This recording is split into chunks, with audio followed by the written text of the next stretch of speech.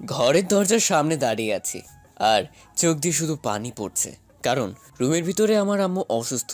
পৃথিবী আমার আপন বলতে একমাত্র আমার আম্মু। ছোটবেলায় বাবা হার্ট অ্যাটাকে মারা যান। আমি শুধু তাদের একমাত্র ছেলে। আজ আমার কারণে আমার মা অসুস্থ হয়ে পড়েছেন। হঠাৎ করে ডাক্তার রুম থেকে বের হলেন। আমি কান্না থামিয়ে ডাক্তারকে বললাম, কেমন আছে আমার আম্মু? ভয়ের কোনো কারণ নেই, এমনি একটু মাথা ঘুরছিল। আর তাছাড়া এখন ওনার রেস্টের প্রয়োজন। এই বয়সে এখন ঘরের কাজকর্মগুলো যত কম করবে তত ভালো। আমি কিছু ঔষধ লিখে দিচ্ছি, সময় মতো খাওয়াবেন। দেখবেন 2-3 দিনের ভিতরে ভালো হয়ে যাবে। ঠিক আছে ডাক্তার। তারপর ডাক্তার আঙ্কেল চলে গেলেন আর আমি তাড়াতাড়ি করে আম্মুর রুমে গেলাম। গিয়ে আম্মুর হাত ধরে কান্না করতে করতে বললাম, আম্মু, তুমি যাকে বিয়ে করতে বলবে আমি তাকেই বিয়ে করব। তবু তুমি নিজেকে এভাবে কষ্ট দিও না প্লিজ, আমি সইতে পারবো না। আম্মু আমার মাথায় হাত বুলিয়ে বললেন, সত্যি তুই আমার পছন্দের মেয়েকে বিয়ে করবি? হ্যাঁ আম্মু, আমি করব। তুমি যাকে বলবে আমি তাকেই বিয়ে করব। আম্মু একটু হেসে আমার চোখের পানি মুছে দিয়ে বলল, এই তো আমার লক্ষ্মী ছেলে। আমার কপালে একটা চুমু দিয়ে বললেন, আজকে আর অফিসে যেতে হবে না, বিকেলে আমাদের গ্রামের বাড়িতে যাব। আচ্ছা। তারপর আমি আম্মুকে নিজের হাতে স্যুপ বানিয়ে খাওয়ালাম আর ওষুধগুলো খাইয়ে দিলাম। আম্মু এখন ঘুমোচ্ছে আর আমি আম্মুর পাশে হাত ধরে বসে আছি আর নিজেকে নিজেই গালাগাল করছি। কারণ আমি যখন সকালে অফিসে যাচ্ছিলাম তখন আম্মু আমাকে বলে, চলেন সকালের কথায় ফিরে যাক।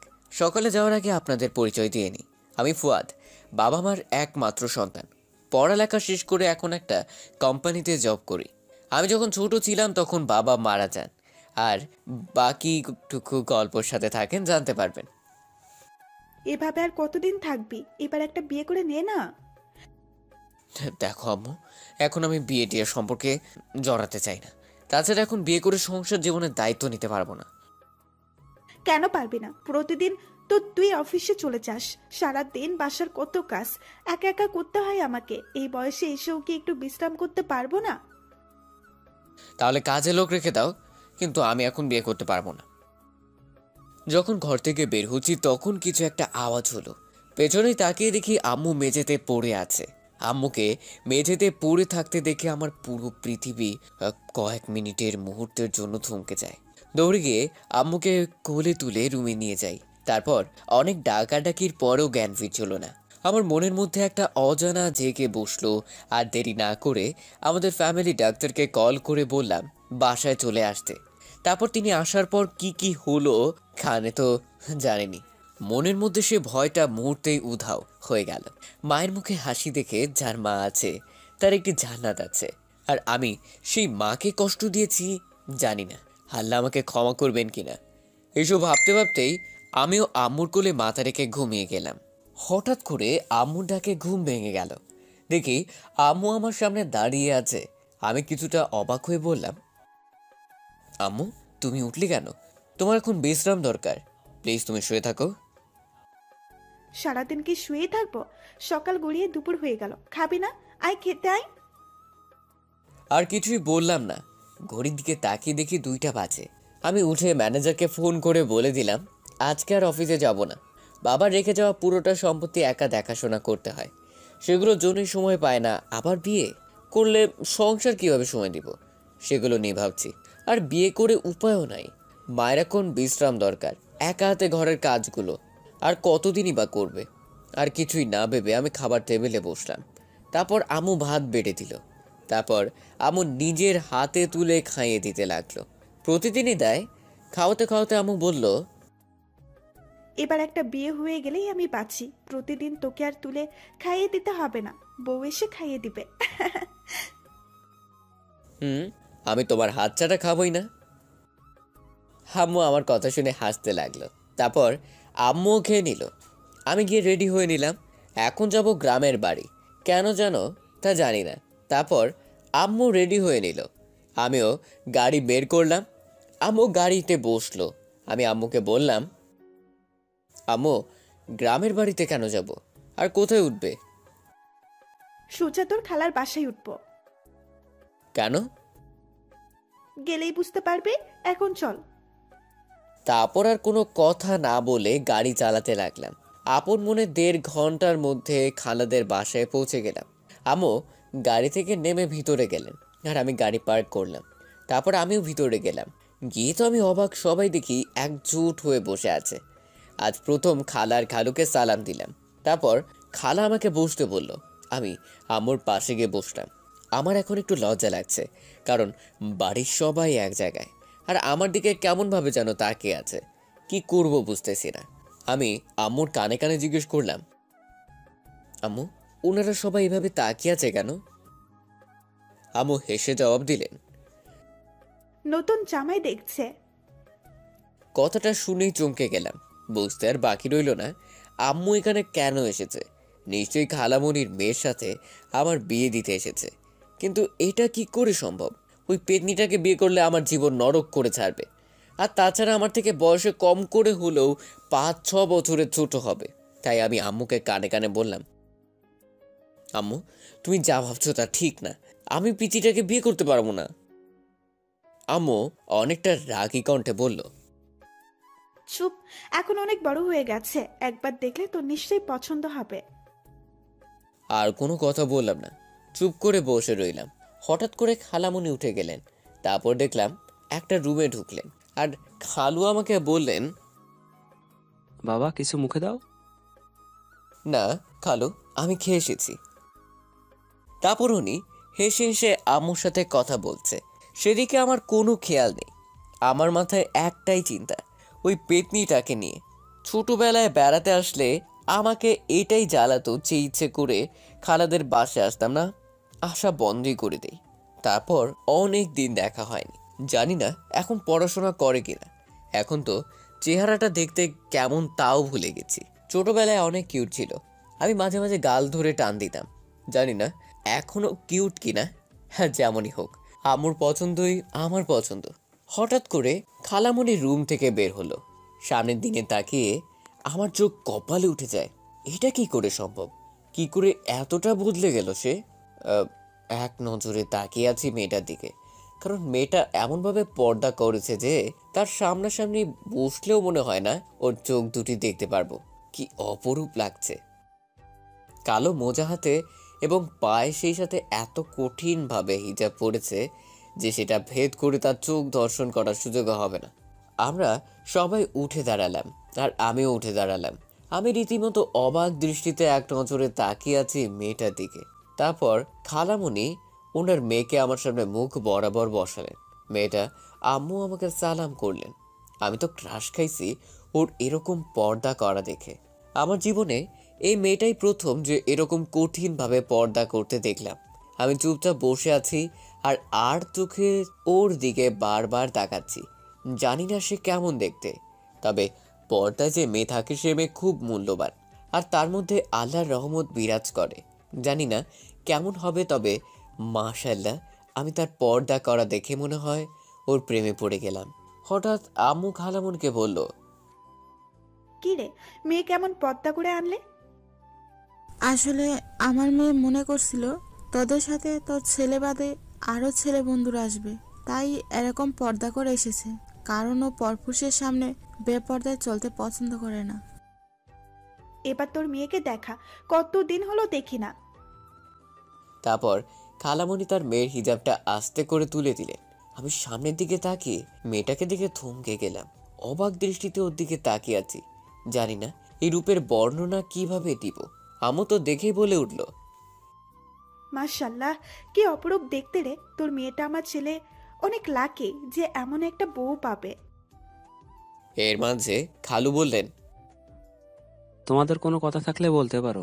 শত হলেও তোমাদের দুজনের মতামতের একটা ব্যাপার আছে, কারো ইচ্ছার বিরুদ্ধে কিছু করা যায় না। আমি কিছু বলতে যাব তখন জান্নাত বলে উঠল, ও আপনাদের তো বলাই হয় নাই, জান্নাত হচ্ছে খালামণির মেয়ে। আমার কিছু কথা আছে ওনার সাথে। সবাই ওর দিকে এমন ভাবে তাকালো যেন মনে হলো ওর আগে এমন কথা শুনেনি। আমি অবশ্য খুশি হয়েছি। যাক, একটু আলাদাভাবে কথা বলা যাবে তাহলে। তারপর আমাদের দুজনকে একটা রুমের ভিতর দিয়ে আসলো। দুজনের সামনাসামনি দাঁড়িয়ে আছি। এখন কি বলবো বুঝতে পারছি না। নীরবতা ভেঙে মেয়েটা যা বলল তা শুনে মুই একদম অবাক। এতদিন কোথায় মরছিলি কুত্তা? কথাটা শোনা মাত্রই ওর দিকে অবাক দৃষ্টিতে তাকাই। পিচিটার পাগলামি এখনো যায় নাই, এখনো আগের মতোই আছে।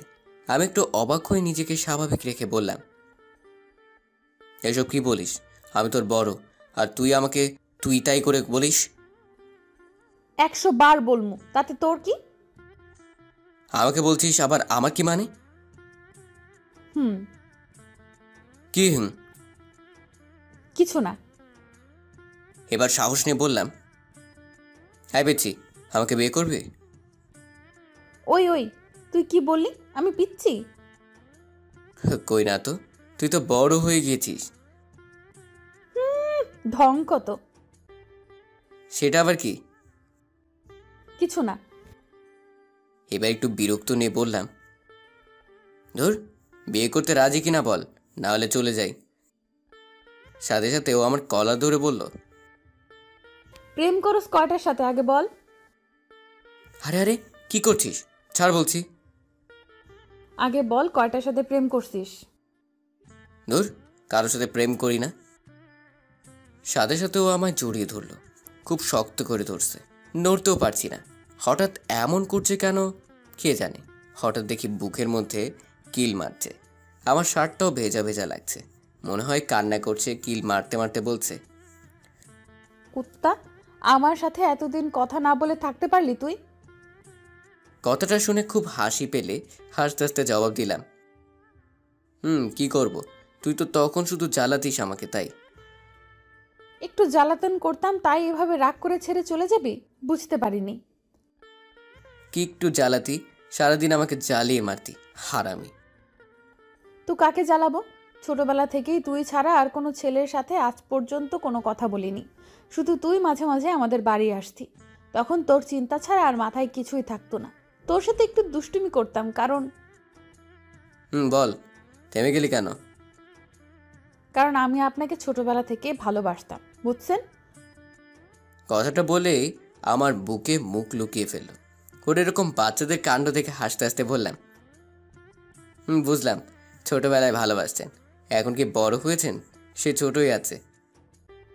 কথাটা শুনতে আমার বুক থেকে মাথাটা তুলে রাগি লুক নিয়ে বলল, 2 দিন পর তোর বাচ্চার মা হব, আর তুই আমাকে ছোট বলিস, কুত্তা? আচ্ছা তাই নাকি? তো এখনো পড়াশোনা করিস নাকি? না, বাচ্চাদের ঘরে কোরআন শরীফ পড়াই, আর তার বদলে যা হাদিয়া পাই তাতে আমার হাত খরচ চলে। তো পড়াশোনা করিস না কেন? তখন জান্নাত আরো শক্ত করে জড়িয়ে ধরে বলল, এত পড়াশোনা করে কি হবে? কোরআন শরীফের হাফেজা হয়েছি। আর তাছাড়া আমি আপনাকে নিয়ে প্রতিদিন স্বপ্ন দেখি আর আল্লাহ রাব্বুল আলামিনের কাছে নামাজে আপনার জন্য দোয়া করি।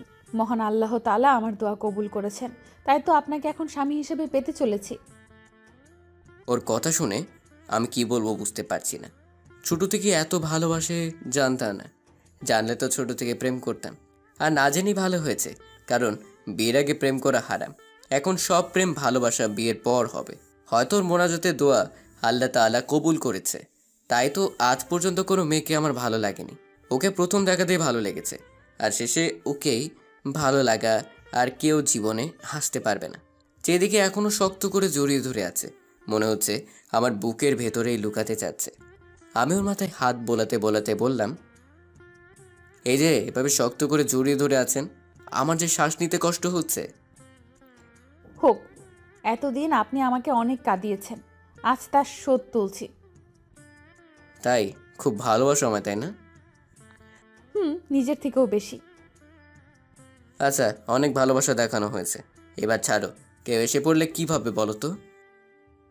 কেউ আসবে না, কারণ সবাই জানে স্বামী স্ত্রী এখন প্রেম করতে ব্যস্ত। পিচ্চিটা তো দেখি পাকা পাকা কথা শিখেছে। কি কিছু না, বলেন আমায় কবে বিয়ে করবেন? আমি আর আপনাকে ছাড়া থাকতে পারছি না। কথাটা শুনে আমি ওর দিকে তাকালাম, যে দেখি ও আমার শার্টের বোতাম নিয়ে খেলা করছে, আর শরমে গালগুলো লাল হয়ে গেছে। আমি ওর থুতনি ধরে মুখটা তুলে বললাম, তুমি যখনই চাইবে তখনই নিয়ে যাব। আমি তো এখনই চাই। তাই আচ্ছা চলো, তোমার আব্বুকে গিয়ে বলছি আজই বিয়ে দিয়ে দিতে। সত্যি? করবা? হুম। মানে? আমি রাজি আজকে বিয়ে করতে। আচ্ছা চলো, সবাই অপেক্ষা করছে।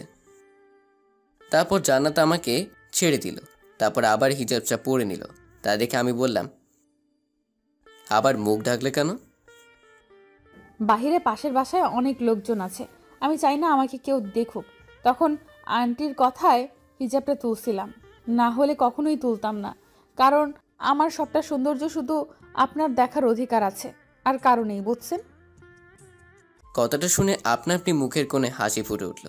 কি বলবো বুঝতে পারছি না। এটা হাসি দিয়ে হাঁটা শুরু করলাম। তারপর দুজনে চলে এলাম বাহিরে। পিচিটা ওর মায়ের পাশেই বসেছে, আর আমি আমার মায়ের পাশে। আম্মু আমাকে কানে কানে ফিসফিস করে বলল, কিরে, কেমন লাগলো পিচ্ছিটাকে? দারুণ, আর ও নাকি আমাকে অনেক আগে থেকেই ভালোবাসে। জানি, তাই তো এই পিচ্ছিটা বউ করে নিয়ে যাচ্ছি, যাতে তোর মতো বাদরটাকে টাইট করতে পারে। আমি আর কিছুই বললাম না, শুধু ওর দিকে তাকিয়ে একটা হাসি দিলাম। আর আম্মু ওনাদের বললেন, তো ভাই, এবার তাহলে বিয়ের দিন তারিখ পাকা করা যাক। হ্যাঁ অবশ্যই, শুভ কাজে দেরি কিসের? তারপর আম্মু ওনাদের সাথে বিয়ের দিন তারিখ ঠিক করলো। তারপর আরও অনেক কথাবার্তা বলার পর রাতে খাবার দেওয়া হলো। এখন সবাই খেতে বসেছে। খালা খাবার বেড়ে দিলেন, কিন্তু সমস্যা একটাই, ছোটবেলা থেকে নিজের হাতে কতবার ভাত খেয়েছি তা মনে নেই, কারণ আম্মু আমাকে খাইয়ে দেয়, কিন্তু এখানে খাইয়ে দিতে পারবে না, আর আমি নিজ হাতে তুলে খেতেও পারবো না। তাই আমি আম্মুকে বললাম, আম্মু আমি কিছুই খাবো না এখন। জানি, কেন খেতে পারবি না? আচ্ছা এখন অল্প করে খেয়ে নে, বাসায় গিয়ে আমি আবার খাইয়ে দেব। আমি তো আম্মুর কথা শুনে অবাক। আম্মু বুঝলো কিভাবে? একেই বলে মা জাতি। কিছু বলার আগে সন্তানের কথা সব বুঝে ফেলে। তারপর চুপচাপ বসেছিলাম, খাচ্ছিলাম না দেখে পিচ্ছিটা গুতা মেরে বলে, এই খাচ্ছেন না কেন? খিদে নেই। মানে কি বলছেন? খিদে না থাকলেও খেতে হবে, খান বলছি। হবু শ্বশুর শাশুড়ি আমার দিকে তাকিয়ে আছে, আর আম্মু আমার কাণ্ড কারখানা দেখে হাসছে। আমি বেচারা পড়ছি মাইনকার চিপায়। ভালো লাগে না নিজের হাতে খেতে। পুরোটা বলার আগেই আমার মা বলে উঠলেন, আসলে হয়েছে কি জানিস আপু, আমার ছেলেটা কোনোদিন নিজের হাতে তুলে কিছু খায়নি, তাই আমার হাত ছাড়া নিজের হাতে খেতে পারে না। বললে ভুল হবে, নিজের হাতে তুলে খায় না। আম্মুর কথা শুনে সবাই আমার দিকে কেমনভাবে যেন তাকিয়ে আছে আর হাসছে। আমি মাথা নিচু করে বসে আছি। আম্মুকে বললাম, আম্মু আমার খিদে নেই, আমি গেলাম। তারপর ওইখান থেকে পাশের রুমে গেলাম, যেটা আজকে আমাদের ঘুমানোর রুম। আমাকে আসতে দেখেই তারা খুব হাসছিল, আর তারা বুঝতে পারছে যে আমি লজ্জা পেয়ে চলে এসেছি। আমি রুমে এসে ফ্রি ফায়ার গেম খেলছি।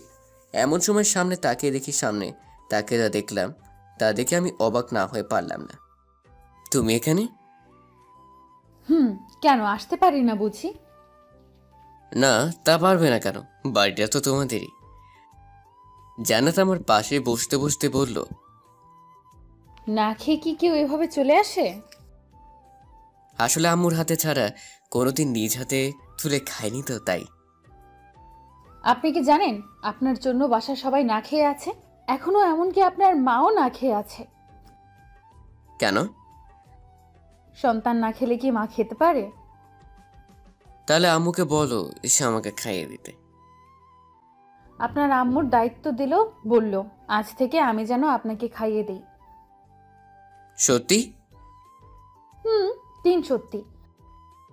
তারপর পিচ্চিটা আমাকে খাইয়ে দিতে লাগলো। আমি খেতে খেতে তাকে বললাম, তুমি খেয়েছো? আপনি খান, তারপর আমি খেয়ে নেব। আমি কিছু না বলে বেলটা ওর হাত থেকে নিয়ে বললাম, নাও হা করো। জানা দেখি হা করে তাকিয়ে আছে, আমার দিকে কোনো কথা বললো না। তাই আমি আবার বললাম, কি হলো, হা করেন। তারপরও আস্তে আস্তে মুখ খুললো। আমিও মুখের ভিতর এক লোকমা তুলে দিলাম।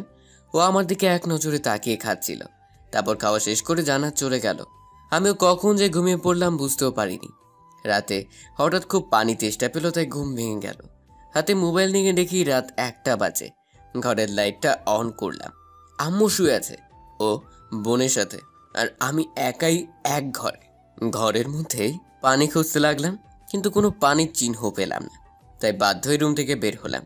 সবকিছু যেন কেন অন্ধকার দেখাচ্ছে। গ্রামের লোকেরা সাধারণত 10টার আগেই ঘুমিয়ে পড়ে, তাই তো কাউকে ডাকতে পারবো না।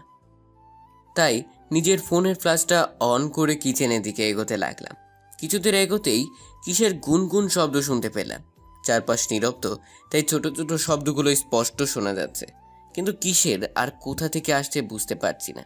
কিছুটা ঘাবড়ে গেলাম, মাথা বেয়ে ঘাম ঝরতে লাগলো। আর একটু সামনে গেলাম, সামনে গিয়ে দেখি শব্দটা আরো স্পষ্ট শোনা যাচ্ছে। ধীরে ধীরে কিচেনের রুমের পাশের রুমটার সামনে এসে থমকে গেলাম। এখান থেকেই শব্দটা শোনা যাচ্ছে, কিন্তু এটা তো জান্নাতের কামরা। এত রাতে ওর রুম থেকে কিসের শব্দ শোনা যাচ্ছে? ঘরের দরজাটা হালকা বেরোনো, আর ভিতরে লাইট জ্বলছে। এবার একটু স্বাভাবিক হয়ে দরজাটা সরাতে লাগলাম। জান্নাতের ঘর থেকে কিসের গুনগুন শব্দ শোনা যাচ্ছে। সাতপাশ না ভেবে ওর ঘরের দিকে পা বাড়ালাম। দরজাটা খোলাই ছিল। দরজাটা হালকা সরিয়ে ঘরের ভিতরে উকি দিলাম। উকি দিতে আমি থ মেরে দাঁড়িয়ে গেলাম। নিজেকে বৃদ্ধ বললে গালাগাল দিতে লাগলাম। ঘরের ভিতরে নামাজ পড়ছে। বাহ, সুন্দর লাগছে দেখতে, একদম আসমানের পরীর মতো লাগছে।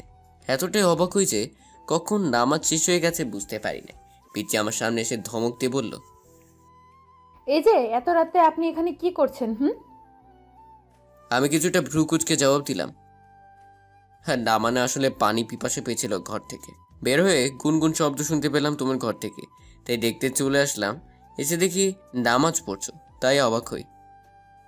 এতে অবাক হওয়ার কিছু নেই, তাহাজ্জুদের নামাজ পড়ছিলাম।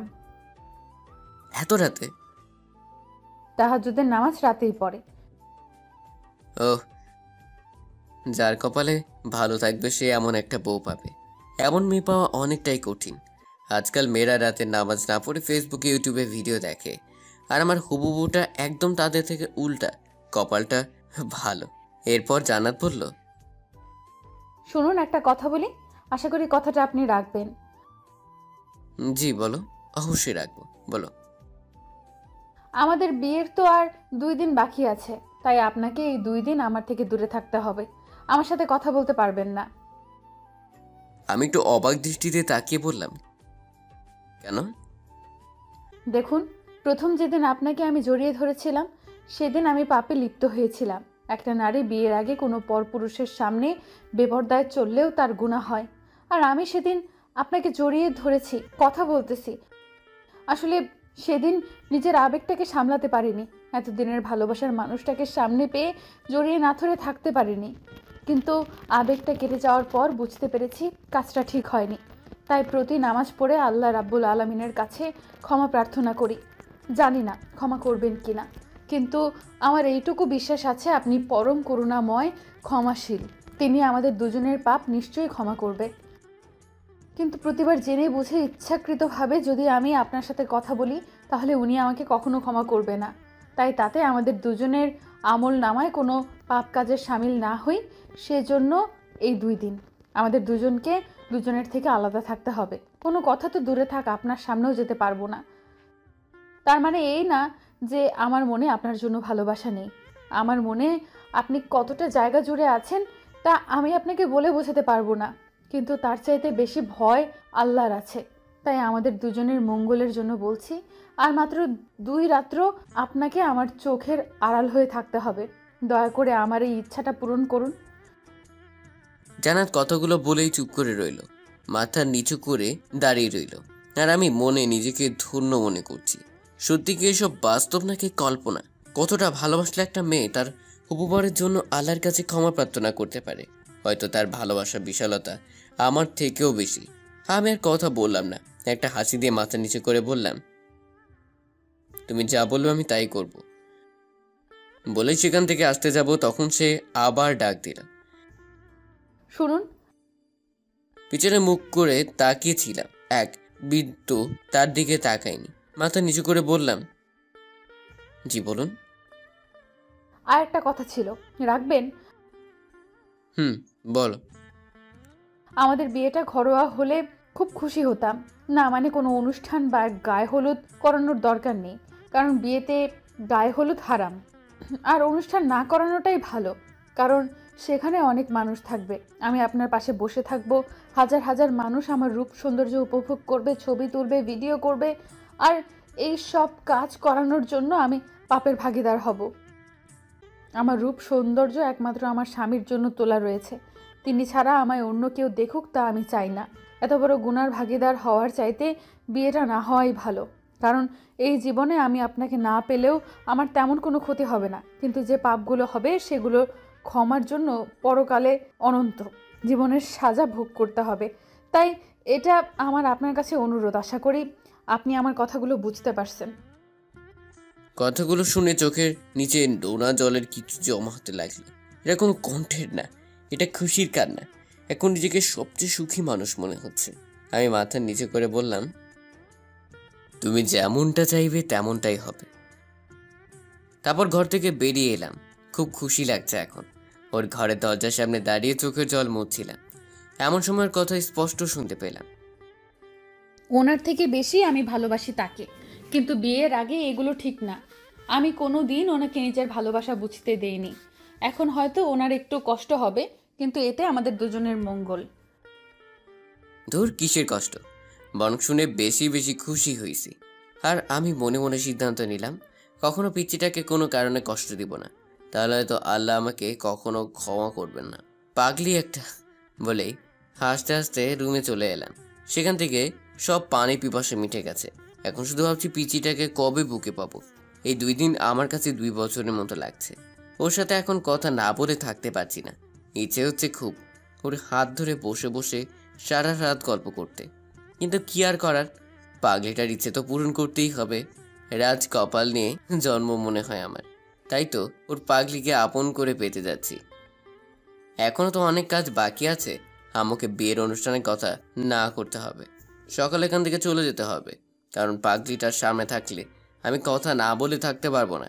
বিছানায় গা হেলান দিয়ে নিজের ভবিষ্যৎ জীবন সঙ্গিনীর কথা এখন এত ঘুমাচ্ছে, অনেক ইচ্ছে হচ্ছে গোর ঘুমন্ত মুখটা দেখতে। জেগে থাকলে এতটা মায়াবী লাগে যে প্রতি মুহূর্তে ওর প্রেমে পড়ে যায়। আর রাগলে তো কথাই নাই, গালগুলো লাল টমেটোর মতো হয়ে থাকে, বলে বোঝাতে পারবো না তখন কি অপরূপ লাগে। এসব ভাবতে ভাবতেই কখন যে ঘুমের দেশে চলে গেলাম বুঝতেই পারি নাই। হঠাৎ আম্মুটাকে ঘুম ভেঙে গেল, বুঝতে বাকি রইল না সকাল হয়ে গেছে। মরার মতো ঘুমাস নাকি? এত ডাকছি শুনতে পাস না? উঠ বলছি। হবু শ্বশুর বাড়িতে এত ঘুমালে লোকে কি বলবে? আমি উঠলাম আর আম্মু হাত ধরে আমার পাশে বসালাম আর বললাম, আম্মু তোমার সাথে কিছু কথা ছিল। হ্যাঁ জানি, আর কিছু বলতে হবে না। মানে তুমি কি করে জানো? তোর হবু বউ আমাকে সব খুলে বলেছে, আর আমি এটাও জানি ওর থেকে বেশি তোকে কেউ ভালোবাসতে পারবে না রে বাবা। একটা মেয়ের মোনাজাতে থাকাটা যে কতটা সৌভাগ্যের ব্যাপার তা তুই কোনো দিন বুঝবি না। আর কিছু বললার না।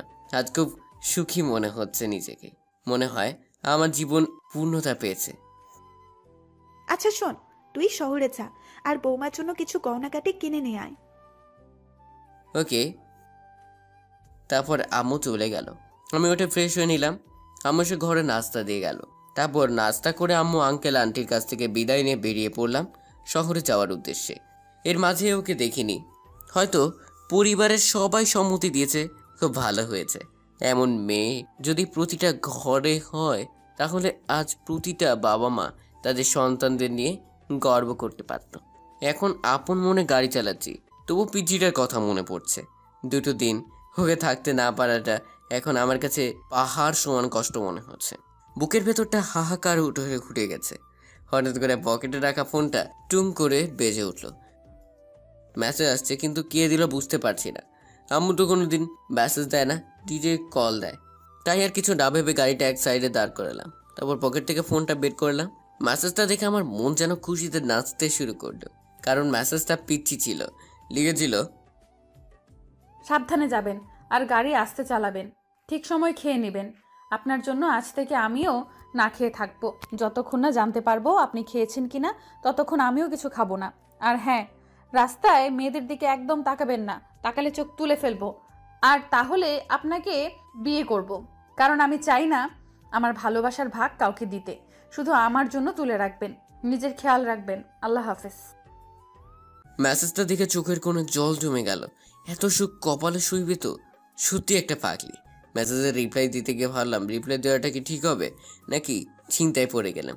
ও তো বলেছিল কোনো কথা না বলতে। ভাবছিলাম কি করা যায়। এমন সময় একটা বুদ্ধি এলো, এর জন্য একটা গিফট দিব। তবে সেটা বাসরাতে দিব বলেই গাড়ি স্টার্ট দিলাম। গাড়ি চলছে আপন গতিতে, আর মনের মধ্যে পিচিটার জন্য টান বেড়েই চলেছে। ইচ্ছে হচ্ছে এক্ষুনি দৌড়ে ওর কাছে চলে যাই, কিন্তু কি করব, আমার হাত পা বাঁধা, চাইলেও যেতে পারবো না। পিচিটা একটা ইচ্ছে প্রকাশ করেছে, আর আমি যদি তা পূরণ করার না পারি তাহলে কি করে ওর ভালোবাসা পাবো? যতটাই কষ্ট হোক না কেন, আমি আর একদিন ওর থেকে দূরে থাকবো। আপন মনে ওর কথা ভেবে গাড়ি চালাচ্ছিলাম। প্রথমে ঢাকায় এসে আগে অফিসে গেলাম, একটু রেস্ট নিলাম। ঘড়ির দিকে তাকিয়ে দেখি 12টা বেজে গেছে। আজ বাদে কাল আমার বিয়ে, অথচ কাউকে ইনভাইট করি নাই। কেউ জানে না যে আমার বিয়ে ঠিক হয়েছে। যদি পিচিটা মানে না করতো তাহলে এতক্ষণে সবাই মেনে যেত। যাই হোক, সেসব নিয়ে ভাবছি না। রাতের মধ্যে আমার গ্রামের বাড়িতে কি ফিরতে হবে, কিন্তু ওদের বাসা যাওয়া যাবে না, নিজেদের বাসায় গিয়ে উঠতে হবে, আর সেখানে একটা রাত একাই কাটাতে হবে। অপেক্ষা করছি কখন আর একটা দিন পার হবে। অপেক্ষা করা যে কতটা কষ্টের তা সেই জানে যে মনে থেকে কাউকে ভালোবাসতে জানে, আর যে ভালোবাসতে জানে সে অপেক্ষা করতেও জানে। অফিস থেকে ম্যানেজার সাহেব সব কাজকর্ম বুঝিয়ে দিয়ে আমি বেরিয়ে পড়লাম শপিংয়ে যাওয়ার উদ্দেশ্যে। অফিসের পাশেই খুব বড় একটা শপিং মল আছে, তাই চলে গেলাম। খুব সুন্দর শাড়ি দেখতে পাচ্ছিলাম। আমার তো নীল রং বেশি পছন্দ, তাই খুব সুন্দর দেখে একটা নীল শাড়ি কিনলাম। জানি ওর পছন্দ হবে কি না, কিন্তু আমার কাছে বেশ লাগছে। তারপর আরও বেশি কিছু কেনাকাটি করলাম। আম্মুর কথা মতো কিছু গয়নাও কিনলাম। আম্মুর আসার আগে কি কি গয়না লাগবে তার একটা লিস্ট লিখে দিয়েছিল, তাই কিনতে অসুবিধা লেখো, কারণ আম্মু ভালো করে জানে আমার গয়না সম্পর্কে তেমন ধারণা নেই। কেনাকাটা করে শপিং মল থেকে বেরিয়ে পড়লাম। ঘড়ির দিকে তাকাতে আমি অবাক, চোখ কপালে উঠে গেল। শপিং করতে করতে কখন যে 2টা বেজে গেল বুঝতে পারলাম না। মনে হয় এখনো মা জননী খায় নাই।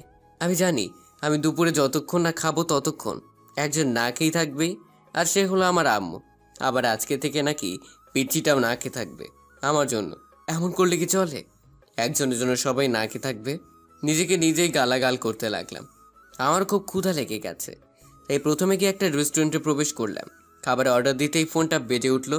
বুঝতে পারলাম এটা আমার আম্মু ছাড়া কেউ দেয়নি, তাই তাড়াতাড়ি ফোনটা রিসিভ করলাম। হ্যালো বলতেই আম্মু বলল, কিরে বাবা, কিছু খেয়েছিস? হেই তো আম্মু, মাত্র খেতে বসলাম, তুমি খেয়ে নাও। আচ্ছা তুই খেয়ে নিস, আর সাবধানে আসিস কিন্তু। আচ্ছা, কিন্তু আমি যে তোমার হাতে ছাড়া খেতে পারি না সেটা তো তুমি ভালো করে জানো। এখন তো এটা বলছিস, আজ বাদে কাল বউ আসলে তখন মায়ের হাতের খাবার খেতে ভালো লাগবে না, তখন বউয়ের হাতে খেতে ভালো লাগবে। এমনটা কখনো হবে না, আমি সবসময় তোমার হাতেই খেতে চাই। হয়েছে, আর বলতে হবে না, চুপচাপ খেয়ে নে। ঠিক আছে। এবার একটু সাহস নিয়ে আম্মুকে বললাম, আম্মু খেয়েছে। আম্মু আমার কথা শুনে হাসতে হাসতে বলল, না, তোরও খাইনি। আমাকে বলছে যতক্ষণ তুই না খাবি ততক্ষণও খাবে না। এবার একটু শরম লাগলো, তাতে কি হয়েছে, মাই তো, ও তো সব জানেন। তাই আবার একটু সাহস নিয়ে বললাম, আম্মু তুমি ওকে ডেকে বলো খেয়ে নিতে, যাতে আমি শুনতে পাই। বাবা, আমার ছেলে দেখি 2 দিনে বউ পাগল হয়ে গেছে। এ মানে আম্মু, আমার যে এখন শরম লাগছে তা আমার ঠিকই বুঝতে পেরেছে। তা আম্মু বলল, হয়েছে, থাক, আর লজ্জা পেতে হবে না। না, এখনই বলছি। তারপর আম্মু জান্নাতকে ডাকতে লাগলেন। জান্নাত মা, জান্নাত, এদিকে আয় তো। জি আন্টি, আসছি। কিরে মা, আসপাতে কাল আমার ছেলের বউ হবি, আর তুই এখনো আন্টি বলে ডাকছিস? আম্মু বলে ডাকতে পারিস না?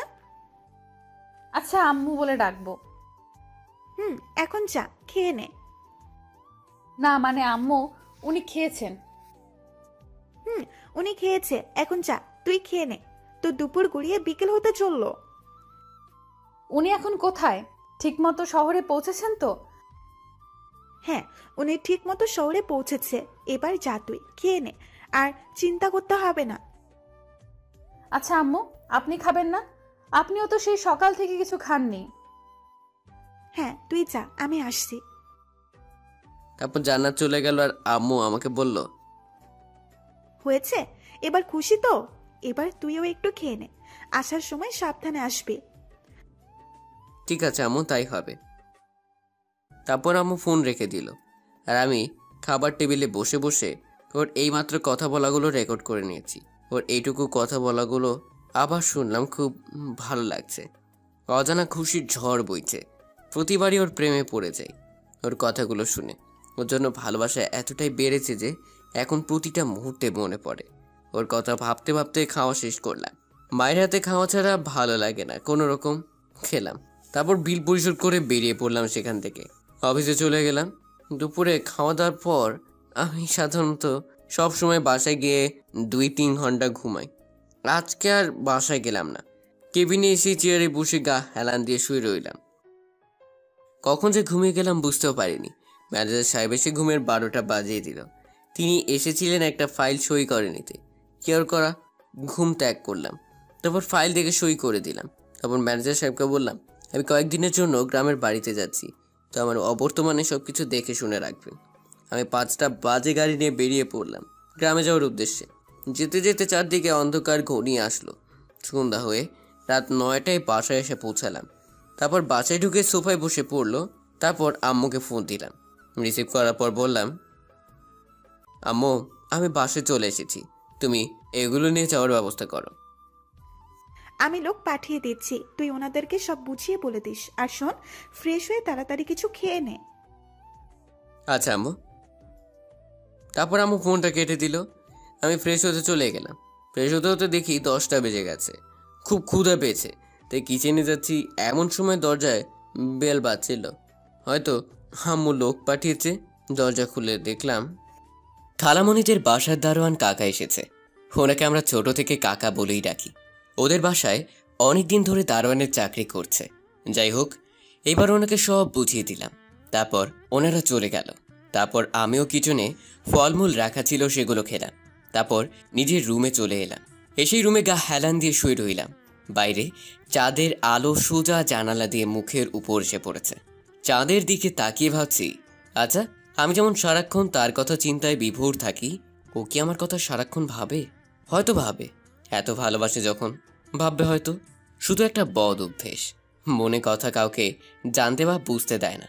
মনের কথা মনেই চেপে রাখে। আচ্ছা এখন কি ও জেগে আছে? এখন কি আমার কথা ভাবছে? হঠাৎ করে না খেয়ে থাকার কথাটা মনে পড়ে গেল। ইস, ভুলে গিয়েছিলাম। এই কথাটা তো ওকে জানাতে হবে যে আমি খেয়ে নিয়েছি, না হলে তো না খেয়ে পুরো রাতটা পার করবে। তাড়াতাড়ি আম্মুকে ফোন দিলাম। রিসিভ করার পর আম্মুকে বললাম, আম্মু তুমি খেয়েছো? তুই খেয়েছিস? আম্মু আমি খেয়েছি, এবার তোমারও খেয়ে নাও প্লিজ। ঠিক আছে তাহলে, এখন ঘুমিয়ে পড়। আচ্ছা। কল কেটে দিল। যাক বাবা, ভাগ্যিস মনে পড়লো, না হলে মনে হয় সারা রাত 2টি মানুষ না খেয়েই থাকতো। তারপর কখন যে ঘুমিয়ে পড়লাম মনেই নাই। ভোরের দিকে মোবাইলটা হঠাৎ টুং টুং করে বাজতে শুরু করলো। মনে হয় অফিস থেকে এসেছে। কিছুক্ষণ পর মেসেজ আসা বন্ধ হয়ে গেল, কিন্তু ফোন বাজতে শুরু করলো। ঘুম ঘুম চোখে তাকিয়ে দেখি জান্নাতের নাম্বার। লাফ মেরে উঠে বিছানায় বসে পড়লাম। দেরি না, কলটা রিসিভ করলাম। হ্যালো বলার সাথে সাথেই কলটা কেটে দিল। মন চাচ্ছিল ফোনটা আছাড় মারি। আবার টুং করে মেসেজ আসলো। সিন করে দেখি একটানা 4টা মেসেজ আসলো। সে বলছে, আসসালামু আলাইকুম। অনেক তো ঘুমিয়েছেন, এবার উঠুন, যান গিয়ে নামাজ পড়ে আসুন। আজ থেকে প্রতিদিন 5 ওয়াক্ত নামাজ পড়বেন, না হলে বিয়ে করবো না বলে দিলাম। শেষ মেসেজ ছিল, ওই আপনি কল রিসিভ করলেন কেন? আমি আপনাকে ফোন দিছি আপনাকে জাগানোর জন্য, কথা বলার জন্য নয়। যান গিয়ে নামাজ পড়ে আসুন। আর নামাজ পড়ে এসে ঘুমাবেন না, একটু হাঁটাহাঁটি করবেন, শরীরের ক্লান্তি দূর হবে। আর ঠিকমতো নাস্তা খেয়ে নেবেন। আল্লাহ হাফেজ। মেসেজগুলো পড়েই হাসতে হাসতে পেট ব্যথা হয়ে গেল। মনে পিছিটা জেনে গেছে আমি ওর প্রতি দুর্বল হয়ে গেছি। তাই তো এটা করেন ওটা করেন, না হলে বিয়ে করব না বলে হুমকি দেয়। যাক, যা বলছে ভালো জন্যই বলছে। এমন একজন জীবনসঙ্গী পাওয়া ভাগ্যের ব্যাপার, যে সকালে ঘুম থেকে তুলে বলবে যাও নামাজ পড়ে আসো। তারপর আর কিছু না ভেবে হাসি মুখে উঠে ফ্রেশ হয়ে নামাজ পড়তে গেলাম। নামাজ পড়া শেষে আমাদের বাড়ির পিছনে মাঠে খোলা হাওয়ায় হাঁটাহাঁটি করছিলাম। সকালে এই মনোমুগ্ধকর হাওয়া মনের মাঝে এক অন্যরকম অনুভূতি তৈরি করে, কিন্তু সেটা কি বুঝতে পারিনি। হঠাৎ মনের মাঝে খেয়াল এলো, যদি এখন পিচ্চিটা যদি আমার সাথে থাকতো, দুজনে একসাথে হাত ধরে থাকতাম, ভালো লাগতো।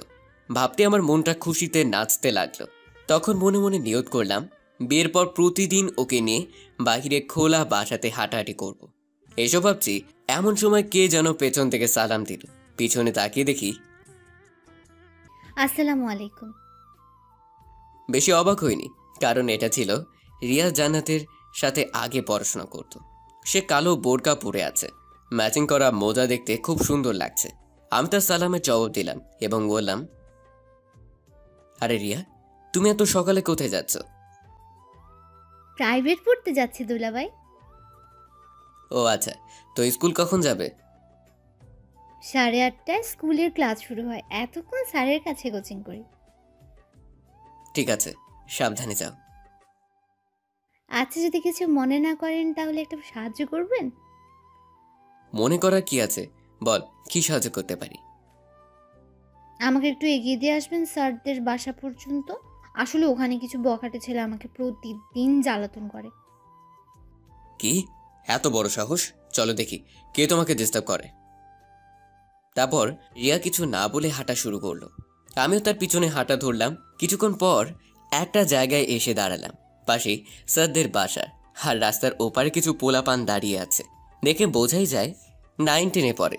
তারপর রিয়া আমাকে বলল, দুলাভাই, ওই ছেলেগুলোই আমাকে প্রতিদিন ডিস্টার্ব করে।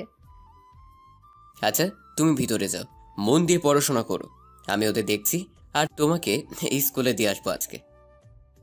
ঠিক আছে দুলাভাই। তারপর রিয়া ভিতরে চলে গেল, আর আমি ছেলেগুলোর কাছে গেলাম।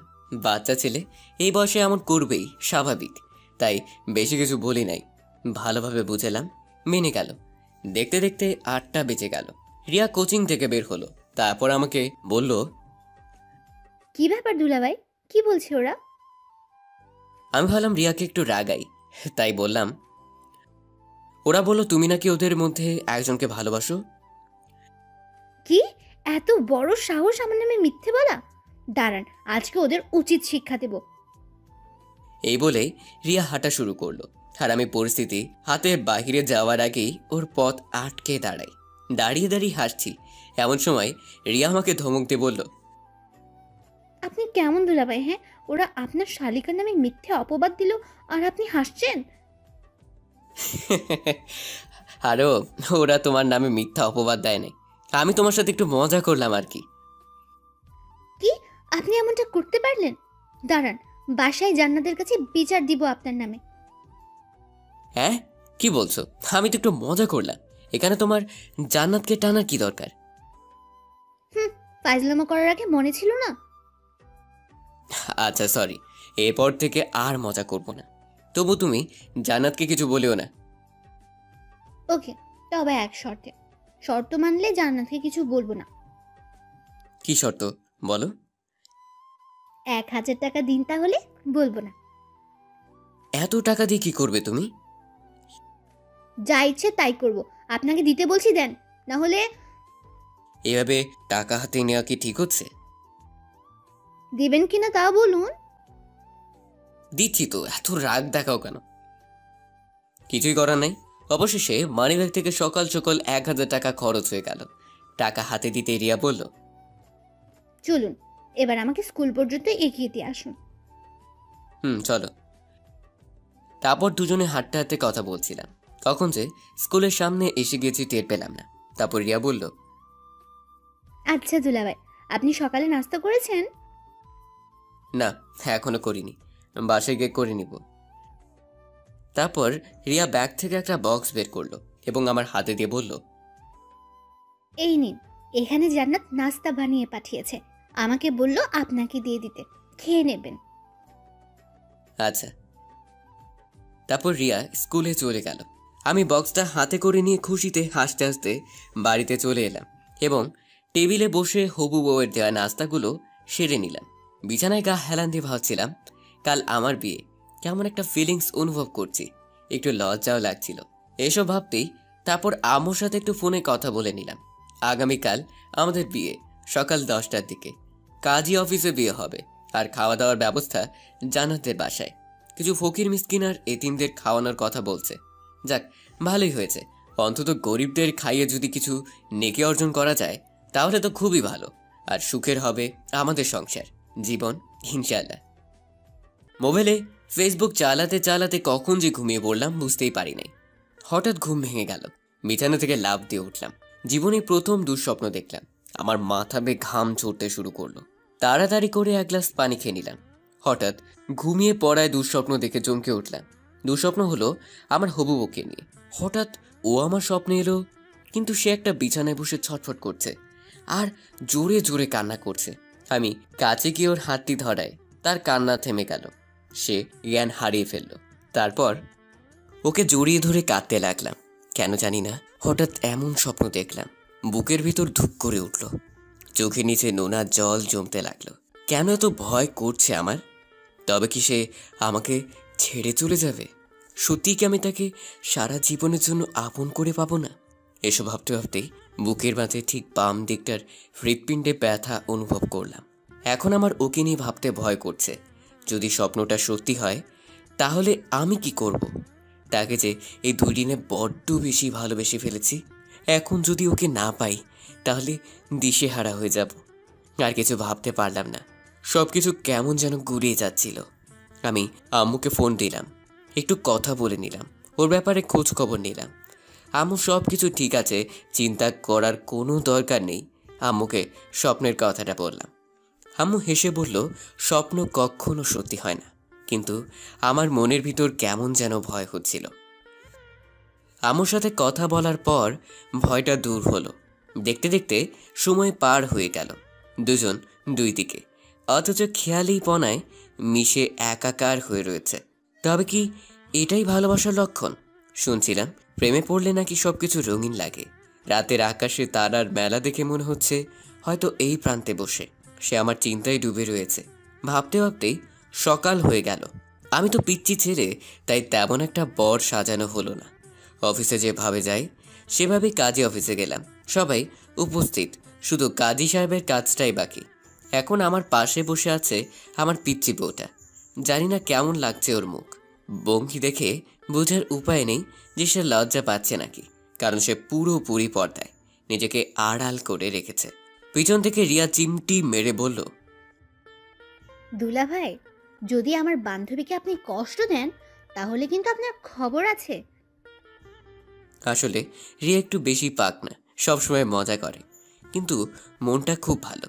আমি রিয়ার কথা শুনে হাসি আটকে রাখতে পারলাম না, তাই হাসতে হাসতে বললাম, এতটা সুখে রাখবো যে পাড়া প্রতিবেশীরা বলে পুড়ে মরবে। তারপর আর কোনো কথা বললাম না। তারপর ওর দিকে আর চোখে তাকাচ্ছিলাম, কিন্তু আমার মনে হয় না যে ও আমার দিকে একবারও তাকিয়েছে। চুপ করে মূর্তির মতো বসে আছে। অবশেষে কাজী সাহেব বিয়েটা পড়িয়ে দিলেন। শুরু হলো নতুন এক জীবন। আমার একার জীবনে নতুন জীবন যোগদান হয়েছে। আম্মুর কাছে গিয়ে সালাম করলাম দুজনেই। তারপর শ্বশুর শাশুড়ি মাকে সালাম করলাম। পাশে রিয়াই দাঁড়িয়েছিল, দাঁড়িয়ে দাঁড়িয়ে হাসছে। জিজ্ঞেস করলাম, হাসছো কেন? রিয়া হাসতে হাসতে বলল, আজ যদি আমি তোমাদের মতো বড় হতাম তাহলে তোমরাও আমার পায়ে ধরে সালাম করতে। রিয়ার কথা শুনে সবাই হাসতে লাগলো, কিন্তু পিচ্চিটা যে কেমন আর চোখে তাকিয়ে আছে রিয়ার দিকে, এমন মনে হলো যেন ওর বিন্দু পরিমাণ হাসি পায় নাই। রিয়াকে ফিসফিস করে জিজ্ঞেস করলাম, হেই, তোমার বান্ধবীর মুড অফ কেন? আপনার উপর রাগ করেছে হয়তো। ও মা, কি বলছো? কেন রাগ করবে? সেটা তো আমি জানি না, আপনি জান্নাতকে গিয়ে জিজ্ঞেস করে দেখেন। আচ্ছা, ওর রাগ ভাঙাবো কি করে? বেশি কিছু না, একগুচ্ছ গোলাপ ফুল নিয়ে দিয়ে হাতে ধরিয়ে দেবেন, ব্যাস, আর কিচ্ছু করতে হবে না। জান্নাতের গোলাপ ফুল খুব পছন্দ। সত্যি? এতেই হয়ে যাবে? হুম। তারপর সবাই মিলে বাসায় চলে এলাম।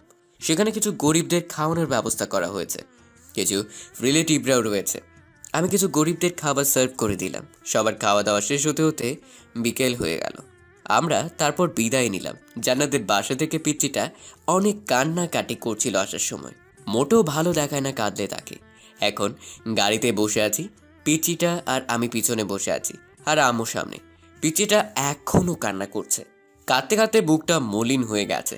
তাই আমি ওকে সান্ত্বনা দেওয়ার জন্য বললাম, এই যে এত কান্না করতে হবে না, তোমার যখন বাড়িতে আসতে মন চাইবে আমাকে বলবা, আমি দিয়ে যাব। এখন কান্না থামাও। তারপর আমি ওর চোখের পানি মুছে দিলাম। তবুও কেঁদেই চলেছে, চোখের পানি যেন শেষ হয় না। আম্মুর কান্না দেখে বলল, আরে মা, তুই কাঁদছিস কেন? তুই তো আমার বৌমা হয়ে আমাদের বাড়িতে যাচ্ছিস। তুই আমার বোনের মেয়ে, তাই তুই আমারও মেয়ে। আর তোর যখন মন চাইবে তোর বাবা মাকে দেখতে আসতে পারিস। ফুয়াদ তোকে নিয়ে আসবে রে। ফুয়াদ, আনবি না? হ্যাঁ আম্মু। তারপর অনেক বুঝিয়ে সুজিয়ে কান্না থামালাম। তবুও এতদিন পর মা বাবাকে ছেড়ে যাচ্ছে, কষ্ট তো হবেই। তাই আমি আর কিছুই বলিনি। কিন্তু ও যে নীরবে কান্না করছে তা আমি জানি। আমি কোনো কথা না বলে হাত বাড়িয়ে ওর চোখের পানি মুছে দিলাম। চোখটা কেমন লালচে হয়ে গেছে। আমি ওর চোখের পানি মুছে দেওয়ায় কেমন যে মায়াবী নজরে তাকিয়ে আছে আমার দিকে। ওর চোখে চোখ রাখতেই ওর চোখের নেশায় পড়ে গেলাম। আমিও তাকিয়ে আছি এক নজরে। সে আর কোনো কথা না বলে আমার ডান হাতটা জড়িয়ে ধরে কাঁধে মাথা রাখলো। আমি একটু অবাক হলাম, হঠাৎ হাত ধরলো তো, তাই আর কি। এমনিতেও রেস্ট দরকার। আমিও কিছুই বললাম না। চোখ বুজে হাত ধরে কাঁধে মাথা রেখে বসে আছে। ঘুমিয়ে তো যায়নি, হয়তো চোখ বুজে কিছু একটা ভাবছে। কি ভাবছে যদি বুঝতে পারতাম তাহলে হয়তো ওর মনের কষ্টটা বুঝতে পারতাম। রাত প্রায় 9টা বেজে গেছে। আমরা বাসায় এসে পৌঁছে গেলাম। বাসাটা আগে থেকে সাজিয়ে রেখেছিলাম। গাড়ি থেকে আগে আমি নামলাম, আম্মুকে নামালাম। আম্মু নামতে আমাকে বলল, যা বাবা, বৌমাকে কোলে তুলে ঘরে নিয়ে যা। আম্মুর কথা শুনে অবাক হয়ে আম্মুকে বললাম, কোলে নিতে হবে কেন? এটা আমাদের বাড়ির নিয়ম, নতুন বউকে কোলে তুলে ঘরে নিয়ে যেতে হয়। তাই যা বলছিস সেটা কর। কি আর করার, আম্মুর আদেশ পালন করতেই হবে।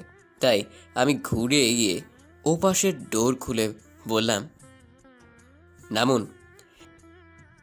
জান্নাত কোনো কথা না বলে উঠে দাঁড়ালো, আর আমি সাথে সাথে কোলে তুলে নিলাম। এতে জান্নাত কিছুটা লজ্জা বোধ করলো, আর সে চোখ বন্ধ করে রইল। তারপর তাকে রুমে বসিয়ে দিয়ে বাহিরে চলে এলাম। গাড়ি থেকে কিছু জিনিসপত্র ড্রাইভার দিয়ে গেল, যা ওর জন্য গিফট হিসেবে এনেছিলাম।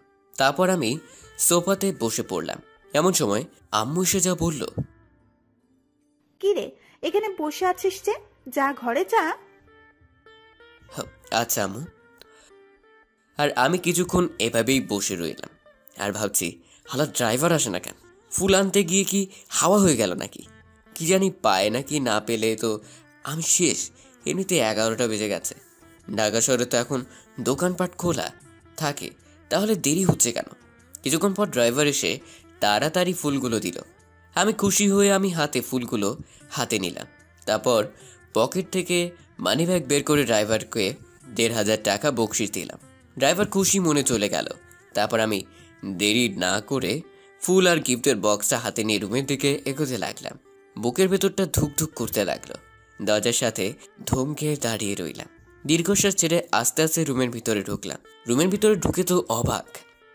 রুমের ভিতরে ঢুকতেই আমি জান্নাত বিছানা থেকে উঠে আমার কাছে এলো। তারপর দেখলাম আমার পা ছুঁয়ে সালাম করতে লাগলো। আমি খানিকটা পিছিয়ে গিয়ে বললাম, আরে আরে কি করছো? কেন সালাম করলাম? এটা সব স্ত্রীর কর্তব্য, তার স্বামীর সালাম করা। ও আচ্ছা, কিন্তু তোমার স্থান আমার পায় না, আমার বুকে। তাই? কিন্তু আচ্ছা, আপনি এক হাত পেছনে রেখেছেন কেন? আর এই হাতে এই বক্স কিসের? এই নাও, এটা ধরো। এই বলে বক্সটা ওর হাতে দিলাম। ও কিছুটা ভ্রু কুঁচকে জবাব দিল, কি এটাতে? দেখেই নাও। তারপর জান্নাত বক্সটা খুলতে লাগলো। খুলে দেখতেই জান্নাত আমার দিকে অবাক দৃষ্টিতে তাকিয়ে আছে, কারণ বক্সের ভিতরে রাখা আছে 2 সেট বোরকা, জান্নাতের পছন্দের কালারের। আর একটা কোরআন শরীফ, তসবিহ আর প্রয়োজনীয় দ্রব্য সামগ্রী, আর কিছু অর্থ ছিল। আমি জান্নাতের দিকে তাকিয়ে বললাম, পছন্দ হয়েছে? জান্নাত কিছু বলছে না, চুপ করে বক্সে রাখা ছিল জিনিসগুলো হাত দিয়ে দেখছে। তাই আবার জিজ্ঞেস করলাম, কি এলো, কিছু বলছো না কেন? পছন্দ হয় নাই তোমার? সে আমার দিকে নজর তুলে তাকাতেই আমার বুকের ভিতরে ধুক করে উঠল। সে আবারও কাঁদছে, আর চোখে জলে স্পষ্ট দেখতে পাচ্ছি আমি। আমি একটু ঘাবড়ে গেলাম, আর কিছুটা ভ্রু কুচকে ওর আর একটু কাছে গিয়ে জিজ্ঞেস করলাম, আরে কাঁদছেন, কি হয়েছে? পছন্দ হয়নি এগুলো? সে কান্না ভেজা কণ্ঠে জবাব দিল, আপনি কি বোকা? এগুলো কি না পছন্দ হওয়ার জিনিস? আমার খুব ভালো লেগেছে, এবং আমার কাছে সব থেকে বেশি মূল্যবান উপহারের মধ্যে একটা। তাহলে কাঁদছো কেন? আপনি একটা বুদ্ধু, আপনি এটা বুঝবেন না। এটা খুশির কান্না। এই বলেই জান্নাত আমাকে জড়িয়ে ধরল। আমি মোটেও বুদ্ধু না। জি না, আপনি বুদ্ধু না, আপনি একটা হাদারাম। কি? আমি হাদারাম? তো তুমি কি? জান্নাত আমার মুখে হাত আঙ্গুল দিয়ে বলল, চুপ! আপনি নয়, তুমি করে বলো। আচ্ছা। আচ্ছা, তুমি এখনো তোমার হাতে পেছন রেখেছো কেন? কি এনেছো দেখি? আমি পিছন থেকে ফুলের তোড়াটা সামনে এনে বললাম, এই যে, এটা তোমার জন্য। এ কি, তুমি কিভাবে জানলে আমার গোলাপ ফুলগুলো বেশি পছন্দ? তুমি জানলে কিভাবে? তোমার বন্ধু বলছে। আচ্ছা দাও এগুলো, আমি রেখে দিচ্ছি। আর তুমি গিয়ে অজু করে আসো, যাও। ঠিক আছে, যাচ্ছি। আমাদের সংসার জীবন যাতে সুন্দর হয় সেজন্য আল্লাহ রাব্বুল আলামিনের কাছে 2 হাত তুলে ফরিয়াদ করব। তিনি আমাদের নিশ্চয়ই খালি হাতে ফেরাবেন না। আচ্ছা। তারপর উঁচু করে দুজনে একসাথে নামাজ পড়ে নিলাম। নামাজ পড়া শেষ, জান্নাত বলল, আমি তোমার উপর অনেক রাগ করেছি। তুমি আমার সাথে কথা বলবে না একটুও। ও মা, রাগ করছো আবার? কিন্তু কেন? এমনি আমার অনেক রাগ হচ্ছে। ফুল তো এনে দিলাম, আর কি এনে দিতে হবে শুনি? এই, তুমি কি আমাকে লোভী ভাবো যে কোনো জিনিস দিলে আমার রাগ ভাঙবে? হ্যাঁ, তাই তো। কি বললে? কই কিছু না তো। চুপ, যাও, তোমার সাথে কথা নাই আমার। কেন, কি করতে হবে বলো? তখন আমাকে ওভাবে কোলে তুলে আনলে যে, আমার অনুমতি নিয়েছিলে? না, কিন্তু আম্মু বলছে কোলে তুলো নিয়ে আসতে, তাই নিয়ে আসলাম। বুঝেছি। আচ্ছা বল, এখন তোমার জন্য কি করতে হবে শুনি? যা বলবো তাই করবে? হ্যাঁ, করবো তো। আমি ছেলেবেলা থেকে তোমাকে স্বামী হিসেবে পাওয়ার জন্য আল্লাহর কাছে দোয়া করে এসেছি। আজ আমার স্বপ্ন পূরণ হয়েছে, কিন্তু আমার আরেকটা স্বপ্ন আছে, সেটা তোমাকে পূরণ করতে হবে। কি সেটা শুনি? পূরণ করবে তো? হ্যাঁ, কেন করব না? আমার বউ আমার কাছে একটা আবদার করেছে, আর আমি যদি সেটা পূরণ না করতে পারি তাহলে আমি কেমন স্বামী হলাম? তোমার যে ইচ্ছেই থাক না কেন, আমি পূরণ করব ইনশাআল্লাহ। না, মানে কথাটা বলতে আমার লজ্জা লাগছে। হুমা, পিচিটা আবার লজ্জাও পায় বুঝি? কি, আমি পিচ্ছি? কই না তো, তুমি তো অনেক বড়, আমার থেকেও বড়। কি বলো, তোমার ইচ্ছেটা কি শুনি? কাছে আসো, কানে কানে বলবো। কি এমন কথা যে কানে কানে বলতে হবে? তোমাকে আসতে বলছি না, এক কথা কেন বারবার বলো? আচ্ছা, আসছি। তারপর আমিও ওর কাছে যেতেই ও আমাকে জড়িয়ে ধরলো, আমার বুকে মুখ লুকিয়ে রেখেছে। আমি অবাক হয়ে জিজ্ঞেস করলাম, এই পাগলি, এভাবে কেউ হুট করে জড়িয়ে ধরে? আমি ধরবো তাতে তোমার কি? আমি আমার স্বামীকে জড়িয়ে ধরেছি। কিন্তু তোমার ইচ্ছেটা কি এখনো বললে না? না মানে আসলে কি হলো বলো? আমি না একটা বাবু চাই তোমার কাছে। তোমার মতো দেখতে কিউট এমন একটা বাবু চাই। বলে আমার বুকের ভিতর মুখ লুকিয়ে ফেললো। মনে হলো যেন বুকের ভিতর ঢুকে যেতে চাচ্ছে। আমি হাসতে হাসতে ওকে জড়িয়ে ধরলাম, বললাম, ইস, আমার বউটা আমার কাছে বাবু চায়, আর আমি কি না তা করতে পারি না? কিন্তু এর জন্য তোমাকে কষ্ট করতে হবে যে। কি কষ্ট? বেশি কিছুই না, শুধু আমাকে ভালোবাসতে হবে। এই আমাকে আবার কোলে নাও প্লিজ। কেন? আমি তোমার বুকে মাথা রেখে ঘুমাতে চাই তাই। তাই বুঝি? তারপর ওকে কোলে তুলে নিলাম। ও আমার বুকে মাথা রেখে চুপ করে নিয়ে শুয়ে দিলাম। ও আমাকে জড়িয়ে ধরে বলল, এই আমাকে একটা ইয়ে দিবে?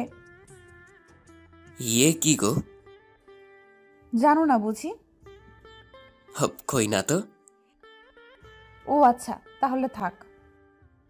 এই বলে জান্নাত আমার বুকে মাথা রেখে চুপ করে শুয়ে রইল।